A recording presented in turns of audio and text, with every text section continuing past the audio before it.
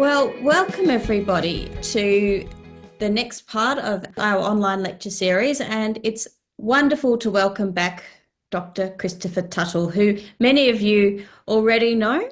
For those who don't, is an archaeologist, group leader of ours, who specialises in all things archaeological in the Mediterranean, which is an incredible level of expertise. And many of you will know him from Jordan tours with the Nabateans. Tonight, though, he's going to talk to us about the Lycians. The Lycians are ancient people who we encounter on our Turquoise coast tour. That is almost the level of my knowledge, so I'm about to learn a tremendous amount. Would you welcome Christopher Tuttle? Thank you all for joining me again this evening to learn about the Lycian and do some exploration along the Turquoise coast. Tonight is the first part of a two-part lecture that we'll be doing this week. And tonight what we're going to really be doing is setting up the region and learning a bit more about the main people who inhabited that region. And in part two, we'll then explore a lot of the sites from the Lycian world and their neighbors in Pamphylia, Pisidia, Caria, as well as discuss the changes in politics when the Hellenistic period begins, following the arrival of Alexander the Great, and then later with the Roman Republic and the Roman Empire. So we'll be covering a lot of history in these two parts. And this is the tour that is directly related to this two-part series of lectures, and the dates are there at the bottom of the screen. All right, so let's start as always. We're going to see a lot of maps tonight because it's really the only way to localize the peoples that we're talking about. So I know all of you are very informed, so you know. All right, so of course here is modern Turkey with Syria down here to the south, Cyprus Island here, and of course here's the European part of Turkey with Istanbul right there. And the region that we will be talking about is down here in the southwest. And this is the region that we call the Turquoise Coast. And it spans from Antalya all the way around this peninsula to Bodrum. And I want to have you really pay attention as we go through to the difference in the topography and the geography of this western extremity from Asia. Here, Anatolia really is part of West Asia. And we talked about this in a lecture I gave a couple of years ago about how there are really distinct geographical regions to this landmass. You have this coastal region along the Black Sea to the north, this coastal region along the Aegean Sea to the west, and this coastal region along the south in the Mediterranean.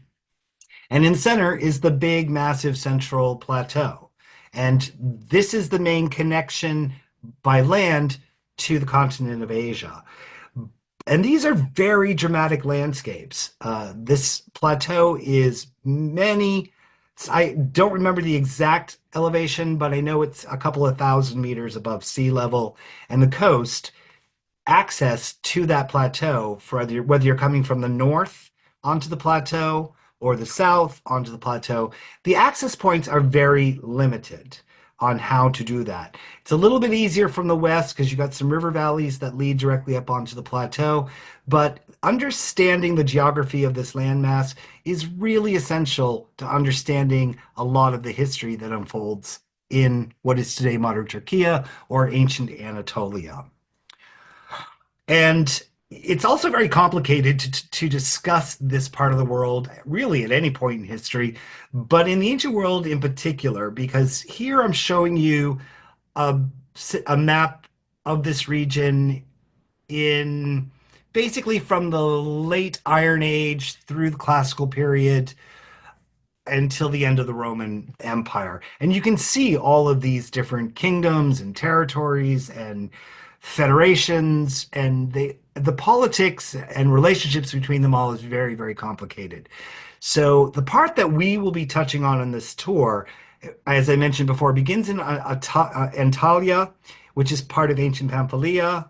We also take a little jaunt up into Pisidia. We tour most of the coastal region of Lycia, and we end in Caria over here at right on this peninsula here of Bodrum.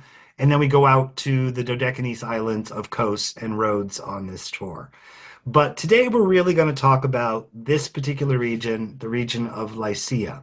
Now, in Greek, which is the origin of the word Lycia, it would actually be Lukia. So you might hear or see written sometimes Lukia versus Lycia. And that's really just that phonemic shift between Greek and English. We don't use the U, we tend to replace it with a Y when we're talking about Greek names. And yet another map, because this time I wanted to show you the location of most all of the sites that we visit on this tour. As again, here is Antalya, and over here is Bodrum, way over here. And so we tour through this entire area, and a lot of it is done by a goulette, which we travel overland to this area right here at the southern tip of the Teke Peninsula, and we board the goulette, and then we do the rest of the trip to Kaunos area, and we disembark, and then we go overland to Bodrum. So we hit a lot of this territory. And you will see again in this closer view how the coastal regions are much more accessible and have the agricultural land, have the riverine basins, and the uplands are very, very precipitous. So ancient Lycia is really defined by this, what we call today the Teke Peninsula, named after a particular Turkish tribe, the Teke, who settled in this region when the Turks arrived. It's flanked on the west by the Gulf of Fethia, and Fethia is a town right up here around Delian. And to the east, it's flanked by the Gulf of Antalya.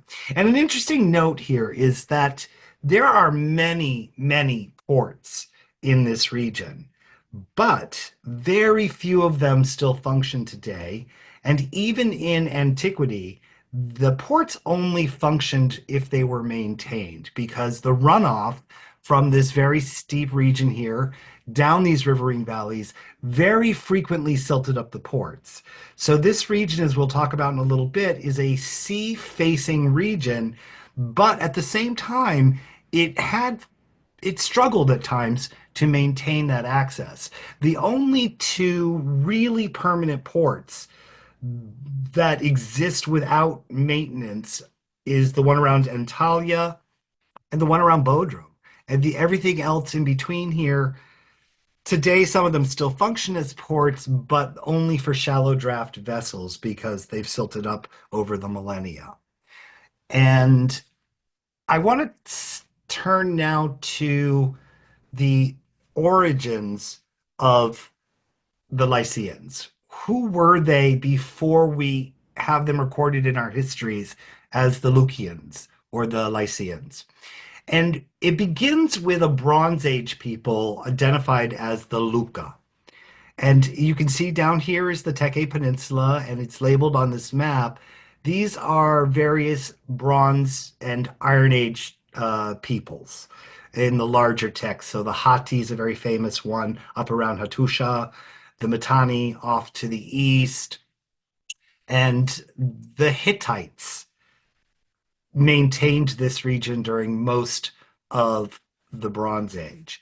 But down here, separated by these mountain barriers, was a territory that they never fully were able to conquer or fold into their empire. So the Lucans really did maintain a degree of independence throughout most of their period, which seems to span from about 1500 BCE down to the emergence of the Lycian identity in the mid-Iron Age, say around, say, the 6th century BC. So for nearly 1,000 years, the Lucans were in this region. We're not exactly sure when their cultural identity as a distinct people emerges because we have no writings from them. And this is frequently the case, and we've talked about this before in various lectures, how most of what we know about a lot of these ancient peoples will come from sources outside of themselves. And in the case of the Lucans, we have most of the information from a variety of peoples called loosely associated by a language group called Luwian. We have inscriptions and we do have texts in that language, but they're not from the Lucans themselves. We also have references in Hittite texts, contracts, letters, monumental inscriptions by Hittite kings for when they claim to have come in and conquered the Lucans, but in reality, they never fully conquered them. They would capture a couple of settlements and claim victory. So we have references from the Hittites. And then off to the east here on the far right side of the map is, of course, Mesopotamia. And we have references in Akkadian texts that mention the Lucans. And probably the most famous sources for this Bronze Age people are in Egyptian texts. And I mentioned the first group there of epigraphic evidence as being from a loose association of different peoples, many of whom, I'm going to flip back for a second. I know I don't usually like to do this, but many of these different peoples, the Azarwa kingdom, the Hapala, the Masha, Pala, many of these spoke languages that we would put into the Luwian family. And so we do have references to the Lucan in some of these other people's texts. So how do we define the Luwian people? So like I said, it's a language-based group, and we don't necessarily know what the individual names of all the different tribes or all the different peoples, all the different kingdoms, whatever the divisions were during the Bronze Age in this period.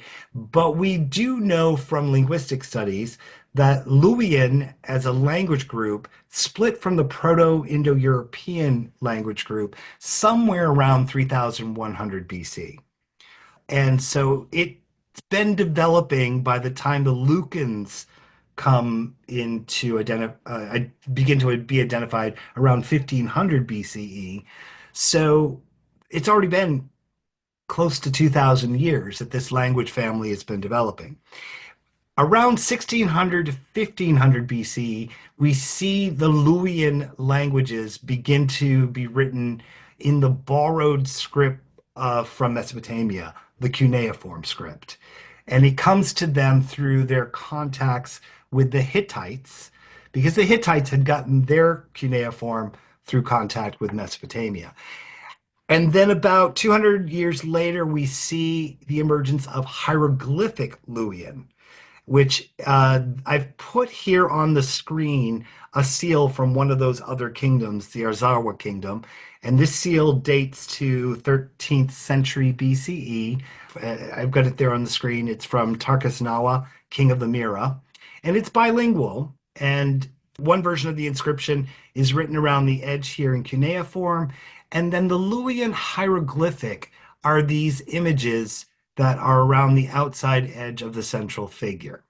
So you give you an example there of the different forms that Luwian could be written in between the 1600 and 800 BCE. The Lycian language does not seem to emerge as a spoken language until around 500, plus or minus a century. So some people will push it back to nearly 600. And we know once it was written down that it is a Luwian language. So they were speaking a Luwian dialect or a sub-language of the Luwian language group, but we have no writing from either the Lucans or the Proto-Lycians until around the middle of the first century BCE. So that's a bit about the origins of them. I want to show you some more examples of this language because it's a really fascinating language. Here we have an example from Hattusha up on that central plateau. And Hattusha was the capital of the Hittite kingdom during most of their Middle Bronze Age period and even into the late period.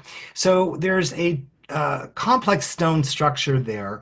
And in one part of it, we have a chamber with this monumental inscription encompassing, I believe it's 9 blocks, and I've only shown you a segment of it here. And it's an inscription from the Hittite king from around 1350 13 down to 1322 BCE, Shupalululiuma. Always difficult to say. And it's based on the dates of this inscription, it must be Shupalululiuma the first rather than the second. But beautiful, beautiful hieroglyphs. And each one of these, like in any hieroglyphic language, each image has a particular meaning or sometimes multiple meanings based on where it is placed in the assemblage of images. And sometimes they can also have specific phonemic sounds. So sometimes you don't read it as the image itself, but you sound it out. And very similar to Egyptian hieroglyphics and probably inspired through their contact in the Bronze Age with the New Kingdom of Egypt. One of the main sources we have for this Bronze Age people, the who eventually evolved into the Lycians, is from the Amarna tablets. I've mentioned already the Hittite inscriptions, and I'm not showing you any of the Akkadian inscriptions or tablets because they're really not very impressive and very fragmentary in the cases where the Lucans are referenced. But in the case of Egypt, we have some very specific references, and they come from the Amarna letters. And the Amarna letters, they date to the 1200s BC, about mid-century, and it's during the time of the Great Heresy. It's when Amenhotep IV becomes Akhenaten. He takes the name Akhenaten. He breaks with the historic Egyptian religion and forms the first national monotheistic religion in history, in Western history at least. So that's the period we're talking about, and Amarna is the location of where he moved the capital of this new religion in Egypt. And these letters go back and forth between Egypt itself and various client kingdoms, such as the island of Cyprus, sections of ancient Canaan on the Levant coast, and it's correspondence about a variety of issues. And in several of these, there are mentions of the Lukans. And it's mostly when the Lukans were a seafaring people, and we're going to talk a bit more about that. But at some point, they started attacking Alicia, or ancient Cyprus, and also raiding into northern Levant. And so the governors of those different tribute states of Middle Kingdom Egypt were writing to the pharaoh to say, please send forces to help us. We're fighting these sea people, the Lucans, and we need help. So that's one of our sources. And I've just included an image here of some of those Amarna tablets. It's very unusual. You'll note that they're not in hieroglyphics, but in cuneiform. Because during this period, even Egypt was using cuneiform because, in a sense, it was the lingua franca of the time. Everybody, all the major powers could read this form of script, whereas not everybody could read the Egyptians' own hieroglyphs or the various forms of writing hieroglyphs, like hieratic or whatever that evolved later. So here we are with about the textual sources. So how do we know where the Lucans were? We have these references to them as a people. We know that they're seafaring as a result of these references. And for a long, long time in Western scholarship, I mean, literally more than a century and a half, people were debating, where are these people? So I showed you on the map that we localized them to the Teke Peninsula today, but that really was not known until the early 20th century. And this inscription here from a site called Yalbrik in Turkey is the inscription that locked this down for us. And it's a 13th century BC Hittite inscription written in Luwian, interestingly enough. And it mentions 5 or 6 Lucan sites that were later able to be identified by their Lycian and subsequent Roman names.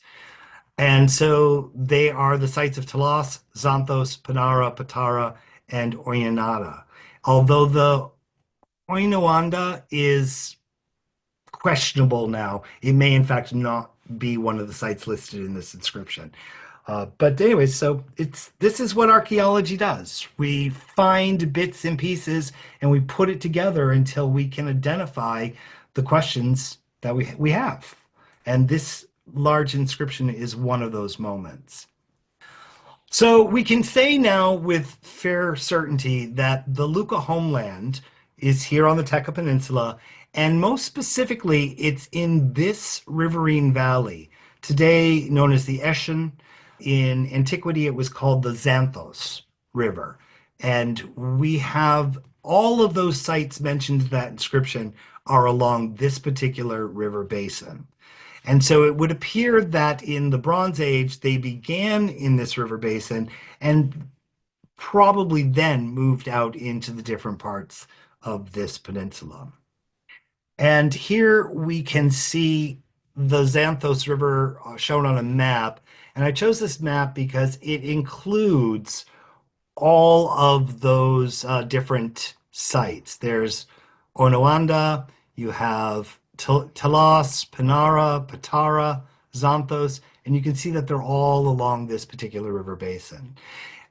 Interestingly enough, we have essentially no archaeological evidence of the Lucans, where they lived, how they lived. And it's a couple of theories behind this. One is it could simply be the absence of evidence is not evidence of absence, in the sense that all of these sites, while they have been excavated to greater and lesser extent, no one has reached layers in the stratigraphy of the sites that are clearly Bronze Age. So it may be that we just haven't uncovered the data yet. But another possibility is that the people were more transient, more nomadic. They might have moved to some extent seasonally based on the limited agricultural value of much of this land. We really don't know. They just may not have left material culture that we can identify specifically as Lucan. And finally, I want to show the geography again to emphasize here is the Eschen River Valley, the Xanthos River Valley, and all of these other little tributaries coming down. You can see where the greenish blue colors are. This is really the habitable land. This is the land where crops could be grown, where it's easier to build on along the sides of the rivers than on the very precipitous steep slopes that you can see where the yellow and the reddish colors are. So it does seem to us today that they lived a combination of both limited agriculture. We know they did a lot of animal husbandry. This seems to be in part determined by the geography. So let me go over some of these geographical impacts. First off, it's an isolating area.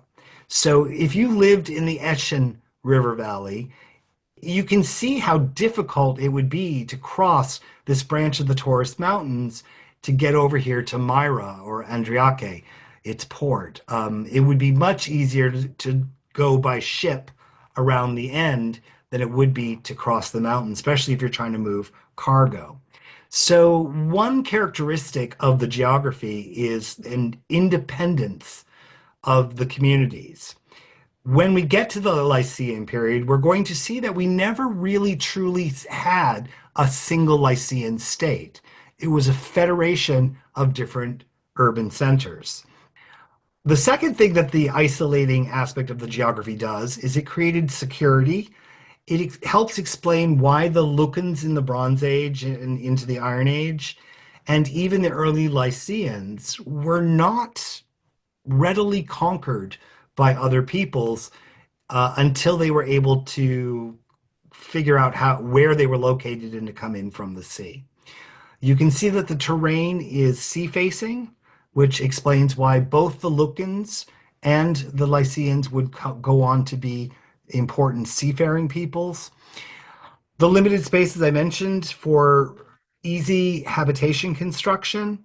It's not impossible, of course, to build on the highlands, and some of the cities were built on the highlands and on very steep slopes. Some of the cities we visit on this tour, such as Arykanda or Termessos or even Sagalassos, are up here in the highlands and very, very difficult to access. But generally speaking, for the ancient world, people tended to want to build with more ready access to the agricultural land or the water transport routes. And the territory in this peninsula is very limited. The agriculture is limited, as I've said, but the area is very conducive to grazing. And we do see quite a bit of evidence for wool production, hides, skins, things along those lines that came from animals were a big part of the economy in the ancient world for this region. But probably the most important export would have been the lumber. This region is very rich in a variety of the Turkish pines, all of which were very good for different construction purposes. And even today, we see exports of a tremendous amount of pine. There's also oak in this region, not so much an export today as it was in antiquity. But the third one that was here that we also don't see very much of today is the cypress of Lebanon. Although we think of the Lebanon cypress as only coming from Lebanon, cedar rather. They actually grew them in this part of the Teke Peninsula as well. So it was another source for those big, long, beautiful, strong, rot-resistant timbers that could be cut from the cedars. And finally, we have the riverine deposits. So these would be things like clays and gravels, in some cases, other minerals, even metal ores. All of this region at various points in time have produced those types of commodities, both for use domestically and for export. I want to just touch very quickly on understanding the seafaring. So here's the Teke Peninsula over here, and the blue lines on this chart show the main surface level currents in the Mediterranean, and the red ones show the deeper currents. And so it's the blue ones that really affected shipping at this time. And a lot of this was determined by the chemistry of the waters. Is interestingly enough, because the Mediterranean is not fed as well as, say, the Black Sea up here, or of course the Atlantic off here to the west, the runoff from rivers and whatnot has long been harvested around the Mediterranean. So a lot of waters that come during the rainy seasons never actually make it into the Mediterranean. It also, based on temperature, has a higher evaporation rate than, say, the Black Sea up here, or of course the Atlantic. And as a result, the Mediterranean water has a higher saline value. Its salinity is higher, so it's heavier, and it will sink. And the surface waters that are coming in from the Atlantic through the Straits of Gibraltar or coming in from the Black Sea through the Bosporus, these are lighter waters, and those surface currents are in part dictated by the flow of these different waters with different salinity levels. And that's important because at this point in time, the Bronze Age and into the Iron Age, right up into what we consider the Hellenistic and Classical ages, the shipbuilding of the time were small boats, shallow draft, and rigged with square sails and they had oars, but they were very susceptible to being swamped if the waves were too high or if the winds were too strong. So this was a big problem for antiquity, and they would have to coast along the borders of the Mediterranean to get from point A to point B. It really is not until significantly later, like the Carthaginian and Roman periods, where you start to see more direct transit across the Mediterranean. Not to say that it wasn't done in earlier periods, but it was a risky endeavor to do so. And here is just another map to show you the different main sea routes from the ancient world and how some of them, quite a few of them, really merge around this peninsula, going up here into Magna Graecia, where the Greek colonies were along the western coast, the Aegean coast of Anatolia, and then on to Greece and the Cycladics, down here to Crete. Cyprus was huge all throughout history as a trading hub.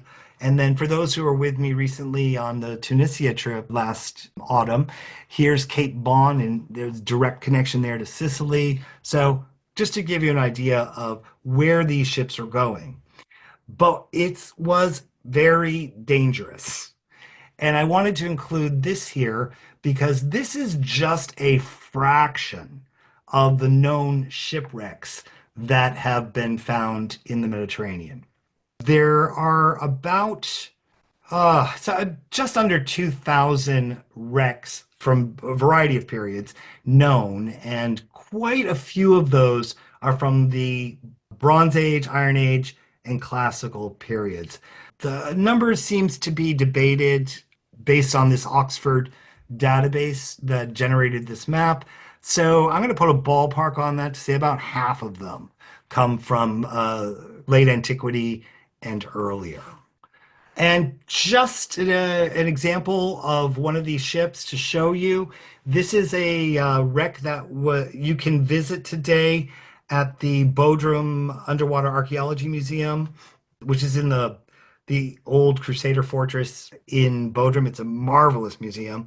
And this is a glass, they call it the glass wreck because it was carrying a huge cargo of glass ingots as well as these amphora, some of which were actually containing glass, and some of them had other materials. And this is just one of those many, many, many ships. This one's a later ship from the Byzantine, possibly early Islamic period. But there's another ship that we can visit, that we visit when we go to this museum, the very famous wreck of Uluburun, which is a Bronze Age ship that was filled with copper ingots and amphora filled with commodities and just typical Bronze Age goods. So the Lukka were a sea people, and I'm often asked on these tours, who were the sea peoples? And the sea peoples were a range of different groups who in the 13th down to the into the 12th century seem to make excursions out of somewhere to the north. We don't know exactly where they all came from because we don't know who they all were. And they came into the West Asia region and started to just wreak havoc. One of our sources for this comes from the Battle of Kadesh in 1274. And that's a very famous battle where Ramses II fought against the Hittites and his Sea People allies at the site of Kadesh Barnea, right here. And it's commemorated for those who've been to Abu Simbel in southern Egypt by these magnificent reliefs that are found in the temple to Ramses II there. Here he is shown in a chariot on the top, and down here is one of the reliefs showing the Egyptians beating one of the sea peoples. In this case, it's the Shamsu. But on these texts that list the sea peoples, one of them is the Lukka. So it's generally thought today that they're one of the sea peoples. So that is the Bronze Age to early Iron Age Lukka. And these seem to be the same people, as far as we can tell, who would become known as the Lycians or today we call them the Lycians. And the first time we see that transition is in the Iron Age, and it's in the 8th century BC Iliad written by Homer.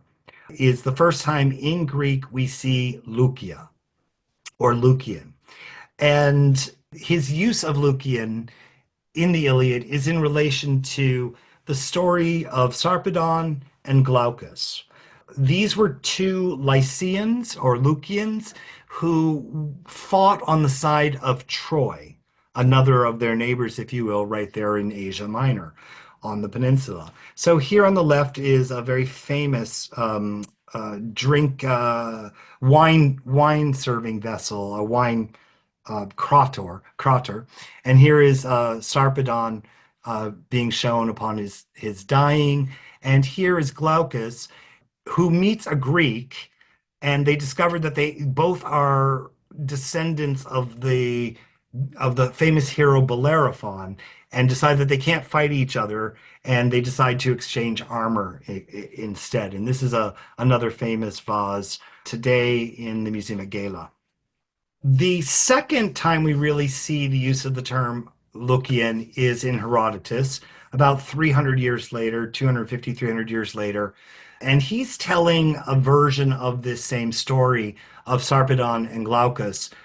And in both Homer and Herodotus, these two figures are linked to the hero Bellerophon, shown here in this pebble mosaic, where Bellerophon is riding the winged horse Pegasus and slaying the chimera. And the chimera, of course, is a chimera. It has a lion's head, a goat's head on its back, and the tail of a serpent head for a tail.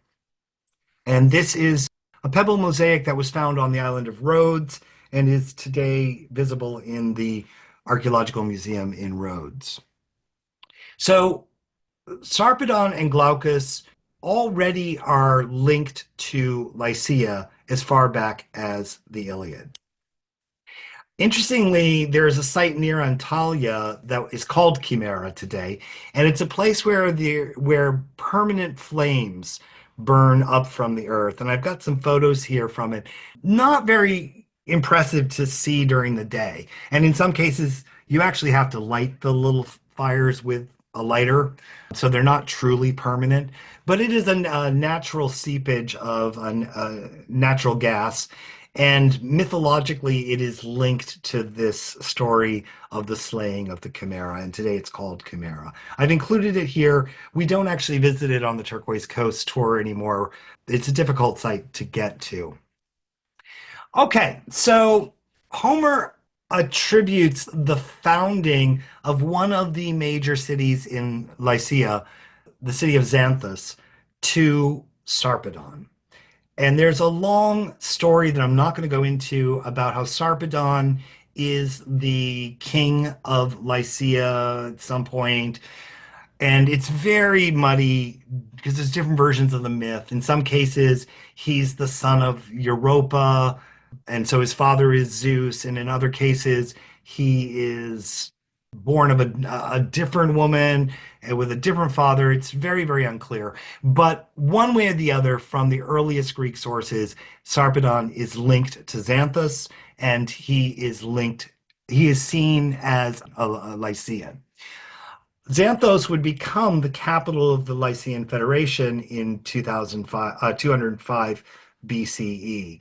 And we'll talk more about that in our second lecture.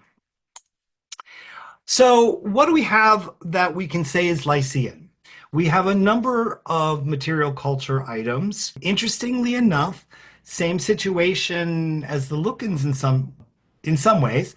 We don't have a lot of material culture that we can specifically identify as being Lycian. They have been a seafaring people and traders dealing in all sorts of commodities for their entire existence, all the way back to their Bronze Age. So pottery is often imports when it's found in these sites. We don't have much in the way of things like leather goods or cloth goods. They don't survive well in the soil here. So we just don't have a lot that we can say is Lycian. What do we have? We have writing, And here are two examples of the Lycian script, which, as I mentioned before, comes into play. We'll see this in a timeline in a few moments. They first appear about mid 6th century BC. So, one of the earliest and possibly the earliest example of the Lycian language, which is a Luwian language that they spoke, it was never written down to our knowledge until about 546 BCE. And it seems to have been, they seem to have adopted an alphabet and began writing it down in response to the fact that they had just been invaded and conquered by the Achaemenid Persians, who were writing in various forms, and they needed some way, we think, to distinguish their own cultural identity. And part of that was in writing down their own language for the first time. So here on the left is a monumental inscription from the holy site associated with Xanthos, a place called Letaon, or the it's Letaon means the sort of the temple of the goddess Leto, Leto the swan and the swan myth. On the right is a very famous four-sided obelisk from Xanthos. It's right in the center of town, and it actually originally was a tomb. And up here on top was a tomb structure that has now been taken down and carried off, and it's in the Fethia Museum, if I remember correctly. But this was probably the tomb for one of the leaders of Xanthos, a man named Chariga, who defeated the Athenian general Melissander from the Delian League, which was the Athenian Empire's league following the defeat of the Persians in 480 BC. They formed a league to have the ability in case the Persians came back, and the Persians did come back, and the League really helped. Many of the Lycian cities that once they had been freed because the Greeks had defeated the Persians and driven them back, in this case, we're talking the Achaemenid Persians, so Cyrus the Great, Darius, and so forth. Many of them they switched sides. During the Greco-Persian War, they had been forced by their overlords to fight for the Persians. But once the Persians were defeated, they actually joined the Greeks and fought against the Persians. And at one point, some of them joined the Delian League, but they weren't happy and they left. And then the Athenians tried to force them back in. And the man who was in charge of Xanthos at that time, Chariga, he defeated the Athenian general. And we think this is his tomb because this is the story that is recorded on all four sides in three different languages. All right, so what else do we have? We have coins that we know are specifically Lycian. Now, here's a map showing the location of all the known mints that made Lycian coins. And it is fascinating to me to see this many dots in such a small territory. This is very different than we expect in the ancient world. Usually the minting of coins was very controlled by whoever the government was. But since the Lycians were not a single single political entity, rather individual cities were independent. Again, partly that legacy of the geographical isolation and so forth. There were many different mints. Every one of these independent cities practically set up their own mints. So I just wanted to show you that fact. So here's a couple of examples I'm going to show you. Here again, we have a dynast of Xanthos. Xanthos would go on to become the most important city of the Lycian Federation after this period.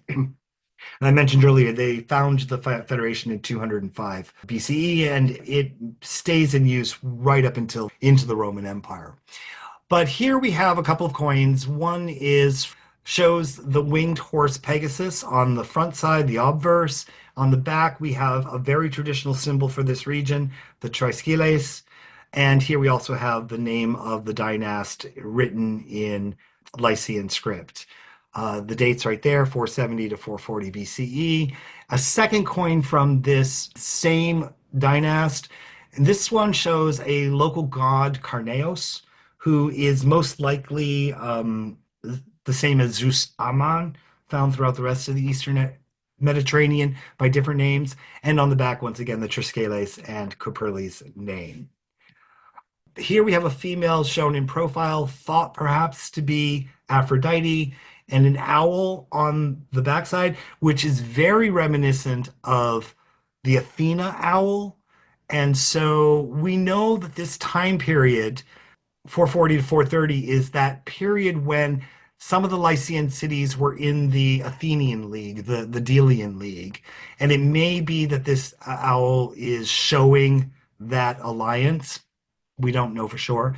Here we have an interesting one from later, coming to the end of the Lycian independent period. And this one is for a dynasty named Artampara, and he's wearing the kirbasya, which is the Achaemenid satrap hat. So it's a particular headgear that governors assigned by the Achaemenids would wear to show their status. And on the reverse, we believe it's a deity, but it's unclear as to which deity. So coins, another form of Lycian material culture, and we have quite a lot of them today because of all those mints I showed you on the previous map. Now, this is one of my absolute favorite pieces of material culture, and it is the only example of painting we have from this culture in this time period. And it's from a 6th century BCE tomb. So that would be, 600 down to, 500. We're not sure exactly what date it is, but here on the left, you have this beautiful, somewhat restored rendering of a Lycian warrior in hoplite style gear. So it's just beautifully rendered, and a less well preserved, not yet restored image of a boat with different, filled with men who are rowing the boat. And the stories on the walls of this tomb we're not exactly sure which hero, but really is a hero tale that's being depicted. And like this right here is called the embarkation. It's when the group sets off on whatever the quest is that the group is going to do. Unfortunately, many of the images are not well preserved enough to be able to tell the full story.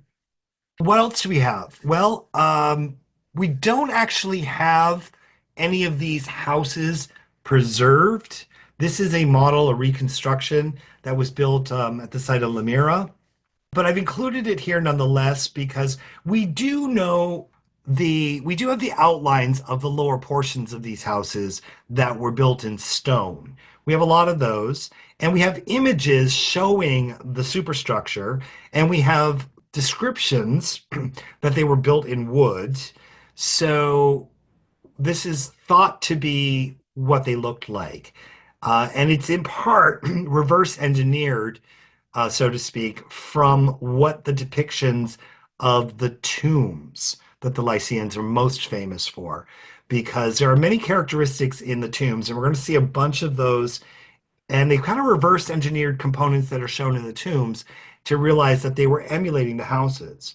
And we actually have a couple of instances recorded in historical sources where, take Xanthos, that capital city, there's an event that happened where the city was raided and all the houses and tombs were burned, therefore suggesting that the tombs superstructures were originally built of wood. And one of those dynasts that were shown on the coin that I included, the dynast Cuperli, is attributed with rebuilding the houses and tombs at Xanthos in stone. And so that is the big type of material culture we have for the Lycians. It's the tombs.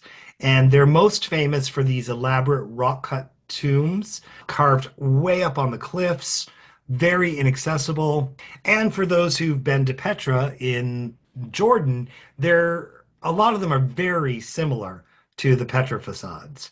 They predate the Petra facades by several centuries. So it is often suggested that the Nabateans may have been inspired because of their trade connections, they had some of the Nabateans had traveled to Lycia, had seen these, and imported the idea back. It's a little more complex than that, in that certainly this is an influence on the Nabateans at Petra, but so was Alexandria. So we have a lot going on there. The Nabateans in Petra were, well, they borrowed from everybody. And they never borrowed in whole cloth. They borrowed concepts and then they took and made it their own. But one of the main inspirations for the facade tombs may have been these that are found throughout Lycia. So these ones are very famous. They're at a site called Dalian, or outside of Fethia. We also have some of these. I'm not showing the best ones at Myra because I want to show those and talk about them tomorrow.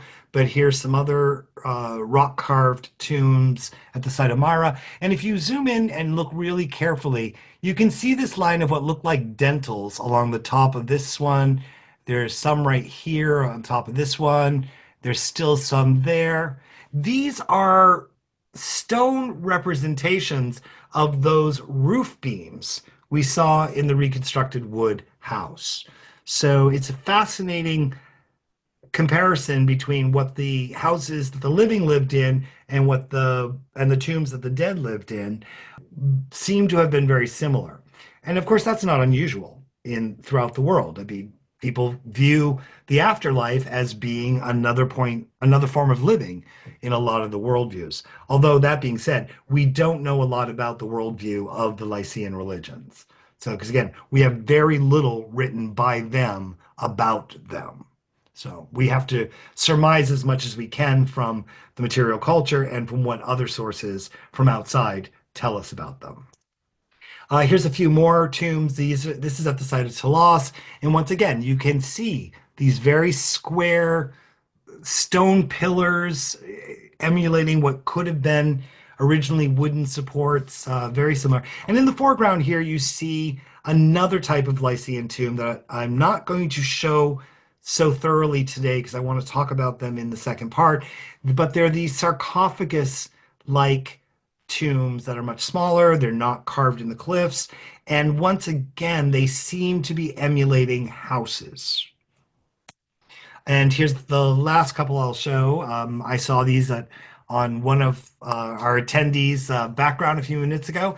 These are the very famous Harpy tomb and Tomb of the Pillars, sarcophagus with pillars tomb at the site of Xanthos.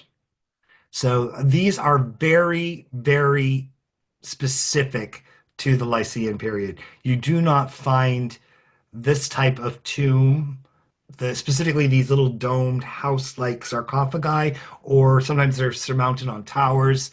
But these are very distinctly Lycian. When we see these, you know you're dealing with Lycian influence.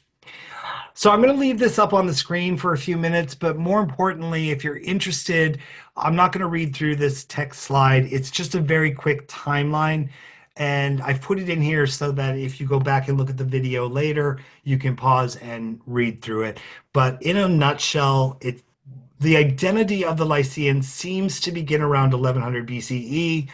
They call themselves in their language, by the way, Tremili, and their land Tremissa. So Lycians is the Greek name that we've imposed upon this ancient people, rather than the name they call themselves.